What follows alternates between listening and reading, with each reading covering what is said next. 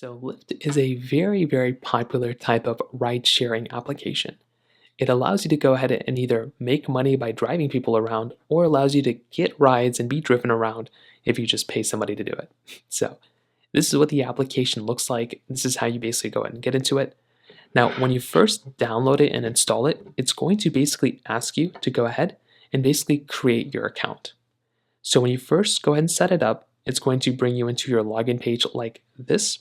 So make sure when you go ahead and basically bring into your login page, it can go ahead and look something like this for the most part. So it's not going to be anything crazy. It's going to just tell you to get started. So go ahead, make your account as you can see. And all you're going to want to do is just set up your account as you normally would. So you can click get started right here, ready to open up the driver app if you want to be a driver. You can also change the language right up here. Now, when you actually go through and basically come into Lyft once you're done, you're going to come into a page that looks something like this. So you're going to have the map at the very top. So the top portion is going to have this map. You can go ahead and move it around and you can kind of see exactly what's around you. So you can go and see kind of where you're going to kind of want to go. And then at the very bottom, it's going to have a list of basically places where you can kind of go to. So this is kind of high level what it looks like. You have your map at the very top, and then it's going to have a little place kind of saying, where are you going? In this where are you going page, this is where you're going to be able to go through and kind of specify exactly where you're wanting to go. So you can go and type in your name here, or your address here, wherever you're trying to go ahead and go to. You're going to click right there and it's going to allow you to basically see all that information. Now, once you go and kind of specify whoever you want to go and see it with, it's going to allow you to choose the different writing options that are basically available in your area. So type in the address you're trying to go to. It's going to then, kind of show you a couple of different places, a couple of different ride sharing options that you have. So you can either do this type of Lyft, this type of one. There's going to be all sorts of different price tags. Typically, if you can kind of wait the longest, you'll typically get the cheapest price. So kind of keep that in mind. My experience is if it even says it's like 20 minutes before it comes, usually it'll come in like 15. So they're pretty good at that.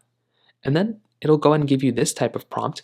And from here, it'll show you whether you want to contact that rider, you want to send an ETA, you can cancel the ride as well.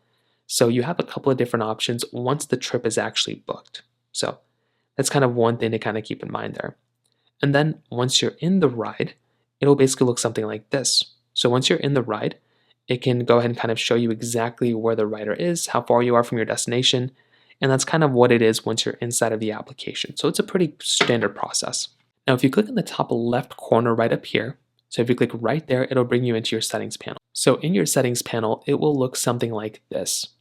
So here you can go and choose whether you want Lyft Pink, your notifications, you can refer a friend right inside of Lyft, your ride history, your payment history, gift cards, rewards, donate if you want to donate something, get help, and you can also get into your settings, and you can also drive within Lyft as well, right at the very bottom.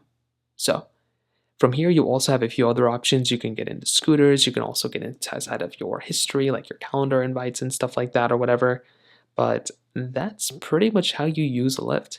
It's a pretty basic application. It's just like once you go and set it up, it's pretty much already done for you. And then you can go and choose rides and kind of go from there.